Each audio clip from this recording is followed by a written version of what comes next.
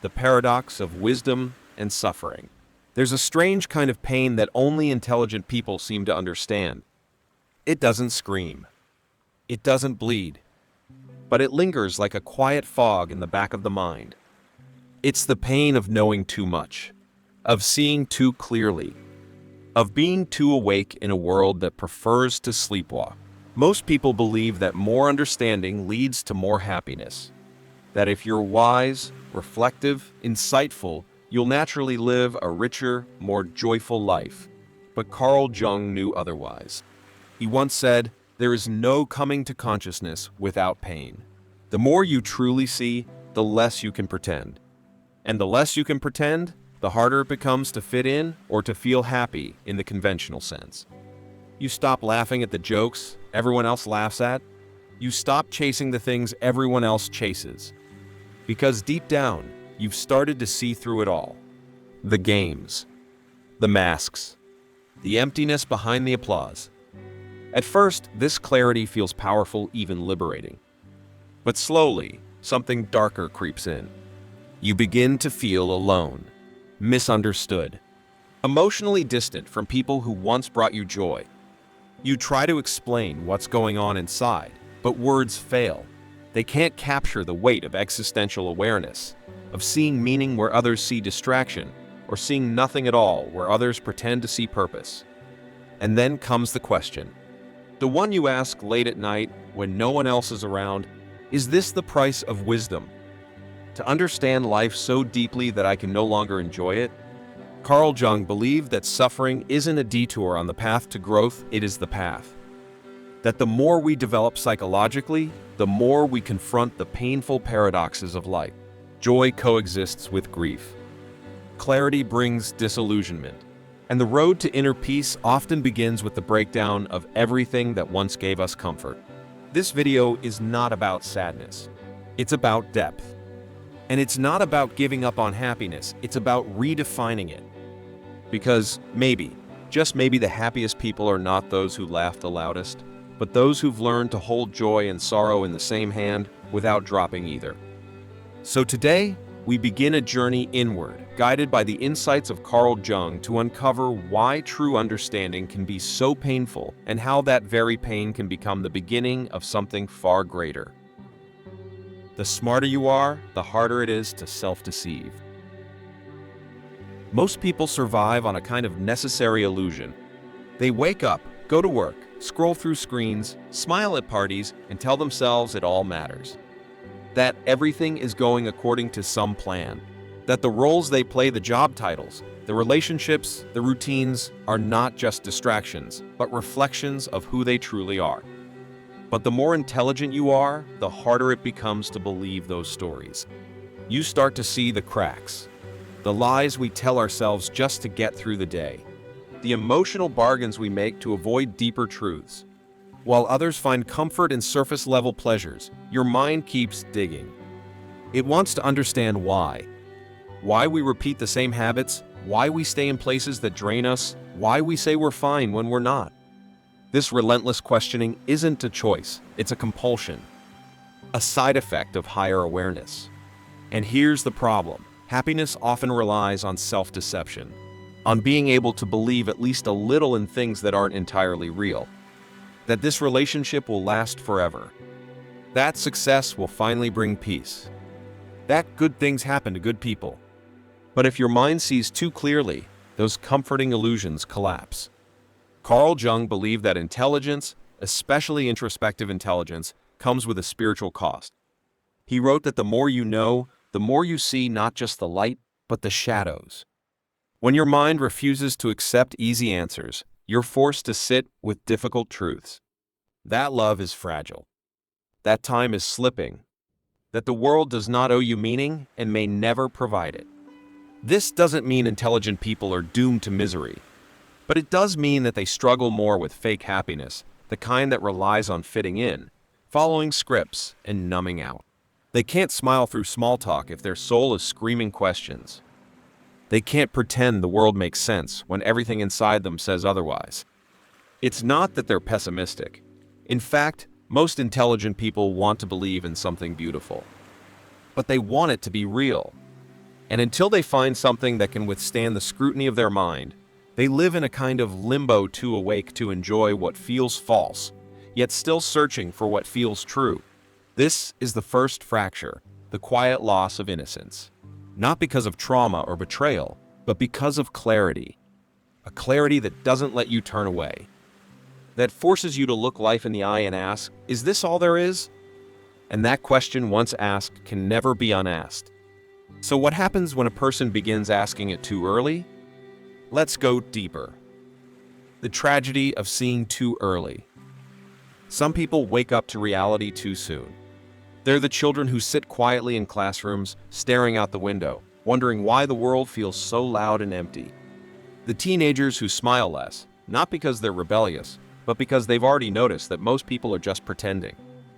The young adults who enter life with a sense of dread, not hope, because they can already sense the emptiness behind the goals everyone else seems so excited about. This is the tragedy of early awareness. Most people are given the luxury of believing in dreams for a little while, the dream of romantic love, of fame, of being someone. Society encourages this. It rewards people who chase what it defines as success.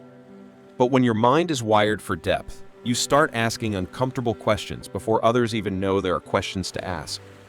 You see the contradictions in adults before you understand what taxes are. You notice the tension in your parents' marriage before you understand what relationships mean.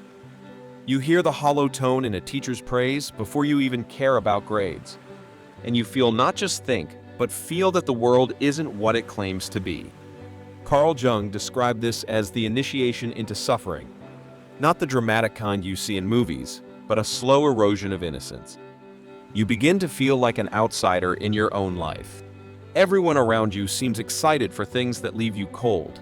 They talk about careers, weddings, vacation plans, and something inside you whispers, but what's the point? You're not being cynical. You're just awake. And here's the cruel twist. Because you see too much, people think something's wrong with you. That you're too serious, too sensitive, too intense. They tell you to loosen up, to just enjoy life, as if not doing so is a personal flaw, not the natural result of a soul that can't fake it.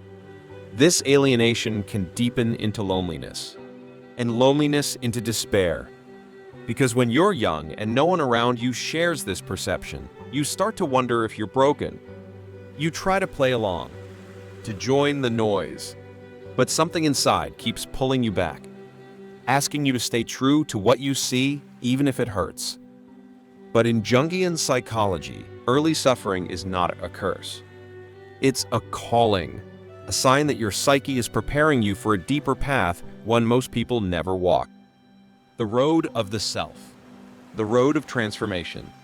Still, the path is not easy. Because once you've lost your innocence, what can replace it? If you can't rely on illusions to feel happy, what can you trust? In the next part, we'll explore what happens when you stop believing in society's promises and why that collapse might be the beginning of something deeper. The death of blind belief. For most people, life is built on belief. Belief in systems, belief in stories, belief in the idea that things happen for a reason. These beliefs act like scaffolding holding up our understanding of the world, offering comfort when things get hard. Religion, tradition, cultural scripts, they all help people feel like they're part of something larger, something meaningful. But what happens when you stop believing, not because you want to rebel, but because your mind simply can't accept what no longer feels true? You hear the sermons, but they echo hollow. You see the rituals, but they feel empty. You once prayed, but now your prayers feel like words thrown into space with no one listening. Carl Jung didn't tell people to abandon belief, but he warned that blind belief inherited rather than discovered eventually becomes a prison. A false structure that collapses the moment you begin to question it. And for people with deep insight, that collapse often comes sooner than later. You realize that the version of God you were taught is too small for your questions. That morality, as it's preached, doesn't account for the complexity of human nature. That the promises of the world, happiness through money, worth through approval, peace through perfection, are illusions sold to keep you docile. And when the curtain falls, you're left exposed. naked in the face of reality. No comforting doctrines to hold on to. No default meaning to lean against. Just you and the abyss. This is what existential psychologists call the crisis of meaning. It's not depression in the clinical sense. It's the vertigo that comes when everything you stood on disappears and you realize you're standing on air. Many people, when they reach this point, do one of two things. They either numb themselves with work, with entertainment, with substances, or they regress, pretending to believe again just to feel safe. But for those who choose a third path, the harder one, something incredible begins to happen. They start to build meaning from within.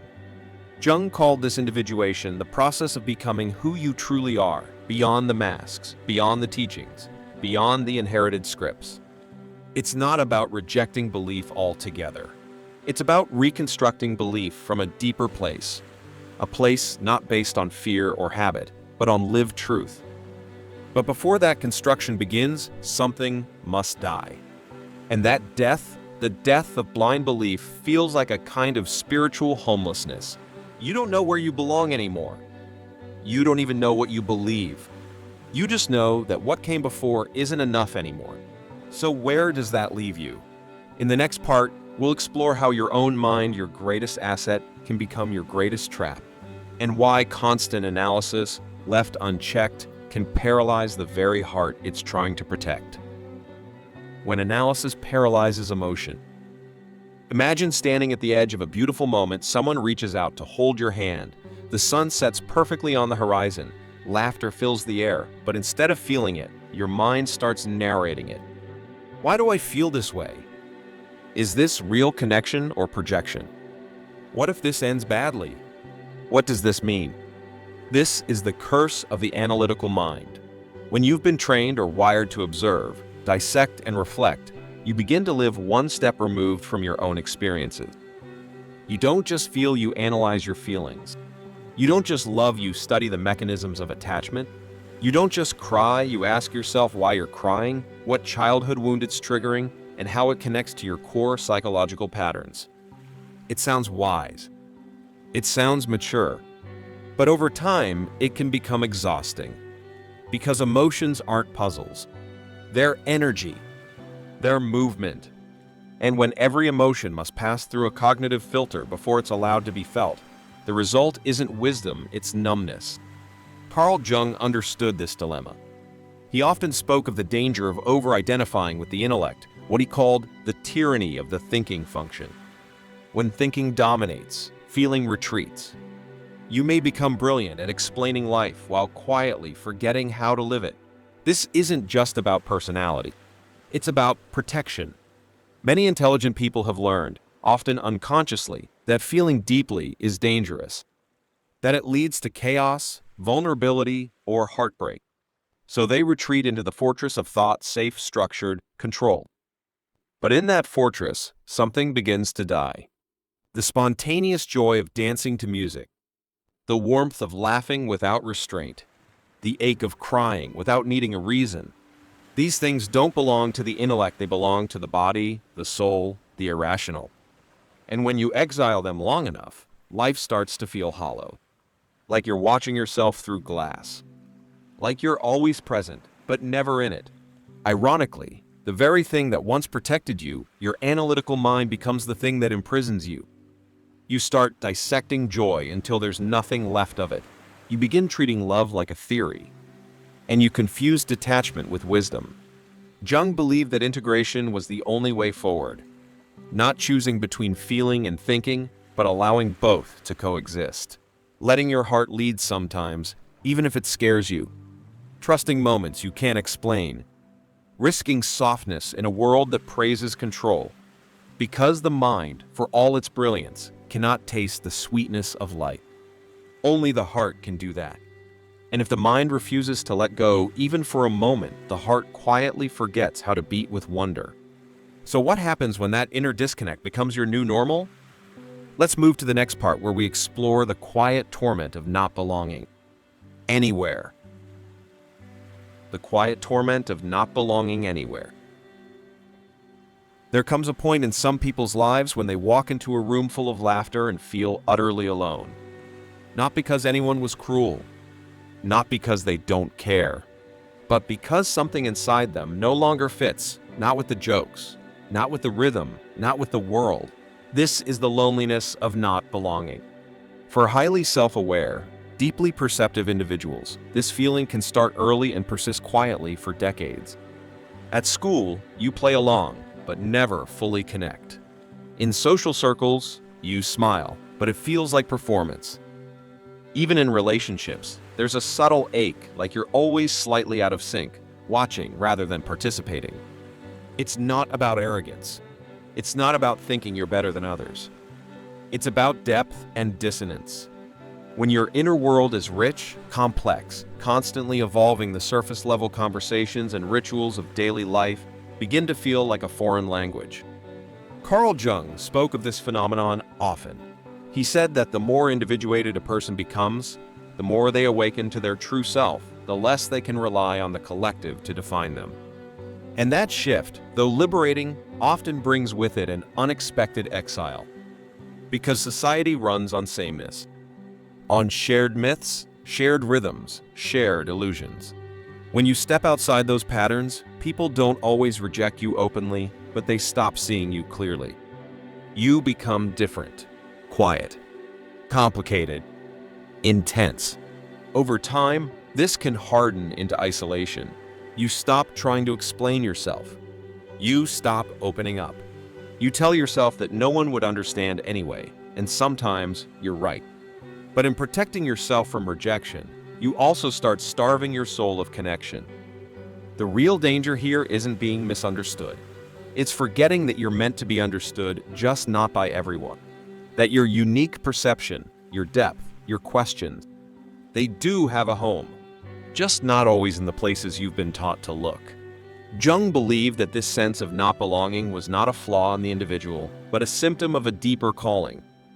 The feeling of alienation is often the first signal that your soul is preparing you for solitude, not as punishment, but as preparation. For insight, for inner wholeness, for a kind of love that doesn't need to be loud to be real. But the road there is long, and the silence can be brutal. So what happens when even your closest people don't seem to get you anymore? When you can no longer share the depths you carry without being met with confusion, discomfort, or dismissal? Let's explore that next, as we enter the realm of emotional intimacy and why it becomes so rare for those who see life too clearly. No one is deep enough to meet your inner world. One of the quietest heartbreaks of being a deeply aware person is not just feeling misunderstood, it's realizing that even those closest to you can't truly enter the world you live in. You try to share a thought, a dream, a fear, something real, something tender, and what comes back isn't connection, but confusion, or discomfort, or silence. And slowly, you begin to speak less. Not out of bitterness, but because your words have no landing place. The deeper your thoughts, the fewer people can follow. The more complex your emotional landscape, the more lonely it feels to walk it alone. Carl Jung believed that every individual carries a vast inner landscape filled with symbols, shadows, and truths that are often invisible to others. The process of individuation, he said, involves mapping that territory. Not just reacting to life, but interpreting it through the lens of soul. But once you do that, once your awareness deepens, ordinary conversation feels like trying to describe the ocean with a teaspoon. You long for someone who can look you in the eye and not flinch when you speak of your pain. Someone who won't rush to fix you or change the subject or remind you to think positive. You want to be seen not just socially, not just physically, but psychologically, soulfully. But the truth is, most people are not trained or willing to go that deep. They fear what they might find. They avoid their own pain, so how can they hold yours? This doesn't mean you're unlovable. It means your need for connection operates at a rare frequency. And when you keep trying to tune into others who don't or can't match that frequency, the result isn't just loneliness. It's quiet grief. You begin to feel like a stranger among friends, like a visitor in your own life. You may even begin to doubt your own depth, wondering if maybe you're just too much or expecting too much. But you're not too much. You're just longing for what most people have never been taught to offer: psychological presence. Emotional bravery. The ability to stay not just physically, but soulfully in the room with someone else's truth. And when that kind of presence is missing, love starts to feel thin. Conversations feel weightless. Relationships become routines. Still, Jung believed that this longing, as painful as it is not in vain. It's a sign that your soul is ready to be mirrored, that somewhere out there or deep within there is a resonance waiting to happen. But to get there, you must first understand the very thing that keeps you on guard: your ability to see what others don't, especially the parts they try to hide. Let's explore that next: the gift and curse of perceiving people's shadow and how it shapes your trust in the world. The gift and burden of seeing people's shadow. You walk into a room, and without trying, you feel something. The forced smile, the tension behind the laughter, the resentment hiding beneath polite words. You don't always know the specifics, but you know when something's off. You know when someone is hiding something even from themselves. This sensitivity isn't paranoia, it's perception. And if you're deeply aware, you carry it like a second skin. Carl Jung called this shadow perception the unconscious ability to sense the denied, repressed, or hidden aspects of a person's psyche. Every human being has a shadow, he said. But some people, especially those on a path of individuation, become so attuned to these energies that they can't not see them. At first, this gift can feel like a superpower. You spot manipulation before it strikes. You sense when someone is lying, even if their words are perfect. You can walk away from toxic patterns before they entangle you. But over time, it becomes a burden. Because when you see the shadow so clearly, it becomes harder to trust. Not because you're afraid, but because, you know how easily people lie to themselves? How effortlessly they wear masks. And how often they believe the mask is their face. So you start guarding your energy. You listen more than you speak. You observe before you engage. You ask questions silently. Is this person self-aware? Can they hold their own shadow, or will they project it onto me? This level of vigilance, while protective, can also become isolating. You begin to crave connection, but your radar never turns off. Even in moments of warmth, part of you is still scanning. Is this real? Is this safe? And here's the painful part. The more you evolve, the more shadows you see, not just in others, but in yourself. Jung insisted that we cannot see the shadow in others without first confronting our own. So every act of discernment becomes a mirror. Every insight into someone else's wound reflects your own. But if you're not careful, this clarity can harden into cynicism. You stop expecting authenticity. You assume everyone's hiding something.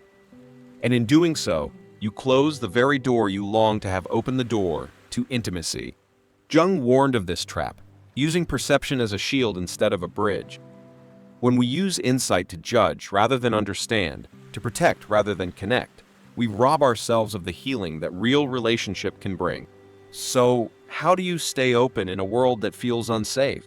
How do you risk softness when your perception constantly alerts you to danger? Let's move deeper into the core battle every aware person faces: the internal tug-of-war between heart and mind. The constant tug-of-war between intellect and emotion. Inside every deeply aware person, there's a quiet battle between the sharpness of the mind and the softness of the heart. Between the part of you that wants to understand everything and the part that just wants to feel.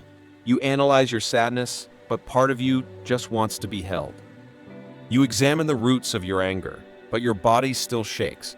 You study love like a science, but still ache like a child when it fades. Carl Jung believed this split wasn't a flaw. It was a symptom of consciousness evolving beyond instinct. The more we understand our inner world, the more we split into observer and participant. But if those two parts don't learn to work together, we start to fragment. The intellect says, be rational. Don't fall apart. Make sense of this.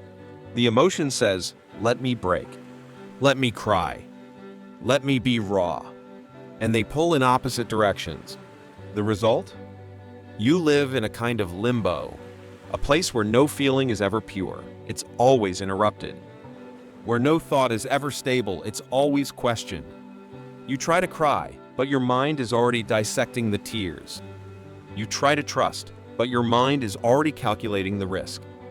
You try to relax, but your mind whispers, you missed something. This internal tension creates emotional fatigue. Not the kind that comes from chaos, but the kind that comes from constantly trying to balance. To be open, but not naive. Vulnerable, but not unguarded. Present, but still discerning. You start to envy those who can just be, who laugh without worrying about what it means, who cry without analyzing where it started, who love without needing to define every layer. But you can't go back. Once the mirror of consciousness has been turned inward, there's no unseeing what you've seen, no undoing the awareness. You carry both the gift and the cost. Jung spoke of holding the tension of opposites, allowing intellect and emotion to coexist without forcing one to dominate. It's not about silencing the mind or ignoring the heart. It's about letting them talk, letting them learn to trust each other. When your heart cries, your mind doesn't have to shut it down. It can ask, "What is this teaching me?" When your mind spins, your heart doesn't have to collapse. It can say, "I'm still here. I'm still feeling." Integration is not instant. It's a practice, a slow, sacred process of inner reconciliation. But until that harmony forms, life can feel like a constant split-screen, part of you living, part of you watching, part of you craving closeness, part of you bracing for impact. And that ache, that disconnection, raises a haunting question. What if happiness, at least the way we imagine it, just doesn't exist for people like us? Let's find out in the next part, where we explore the deeper purpose of this suffering and how it may be preparing us for a very different kind of awakening. But that very pain becomes the path to awakening. There's a turning point that happens quietly, not in moments of triumph, but in the darkest hours of questioning. You've analyzed everything. You've lost the old beliefs. You've cried in silence, pulled away from shallow conversations, and lived in the in-between. But then, one day, something shifts. Not in the world, but in you. You stop trying to feel what everyone else calls happiness. You stop reaching for the version of life that was never meant for you. And in that letting go, a strange kind of peace begins to appear. Carl Jung called this the beginning of individuation, the process of becoming your whole self. Not your ideal self, not your social self, but the self that holds both light and shadow. The self that isn't built from outside expectations, but from deep inner truth. The suffering you've been through wasn't meaningless. It was initiation.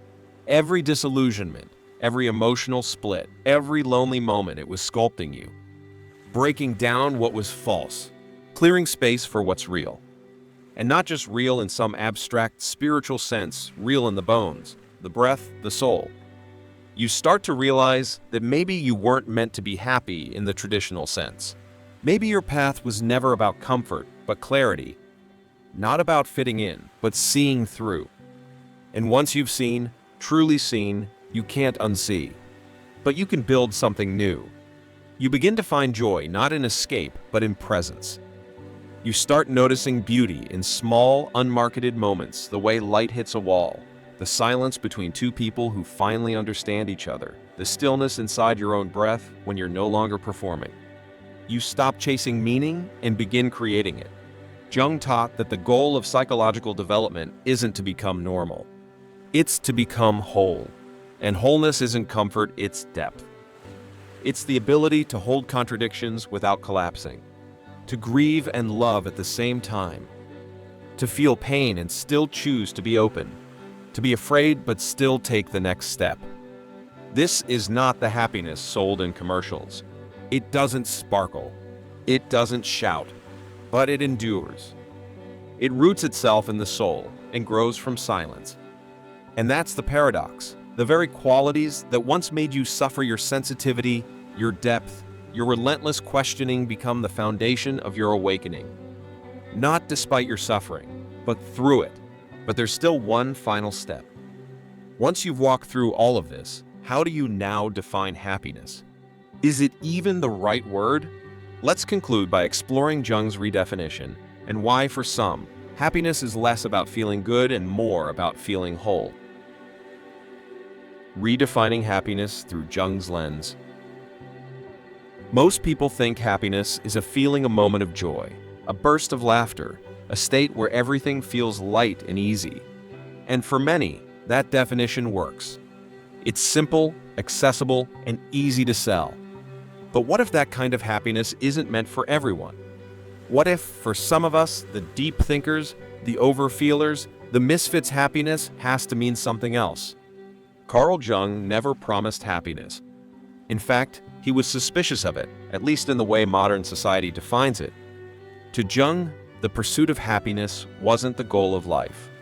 The goal was wholeness. And wholeness is far more demanding, far more honest, and far more sacred. Wholeness means owning not just your light, but your shadow. It means welcoming your flaws, your fears, your contradictions not as obstacles to joy, but as ingredients of it. Because in Jung's view, a person isn't healthy because they're always happy. They're healthy because they're whole, because they've integrated all the parts of themselves and learned to live with depth rather than distraction. So how does that translate into happiness? It means your joy may not always look joyful. It might look quiet, still, even solemn. It may come in moments of deep recognition, when you sit with your pain and realize you no longer need to escape it. When you see your past with compassion, not regret. When you understand that the ache you carry isn't something broken, it's something true. This kind of happiness doesn't sparkle. It glows. It lives in the small, unspoken places. In a conversation where you're fully seen. In a moment when your heart softens, instead of shutting down. In the realization that even if the world doesn't get you, you get you. And that's enough. Jung believed that each of us has a unique path, a calling etched into our psyche, and that true joy comes not from avoiding suffering, but from walking our path fully, courageously, and consciously. So maybe the question isn't, why can't I be happy like everyone else? Maybe the question is, what if my happiness was never meant to look like theirs? Maybe you're not here to be cheerful. Maybe you're here to be real. Maybe your smile doesn't need to be wide. It just needs to be honest. Maybe your light isn't loud, but it reaches deeper. And maybe, just maybe, that kind of life lived in truth, in fullness, in presence, is the most beautiful happiness there is. So don't shrink to fit the world's version of joy. Expand into your own. Because as Jung reminds us, the privilege of a lifetime is to become who you truly are. And that journey, though painful, though lonely, might just lead you to the kind of peace that doesn't come and go but stays.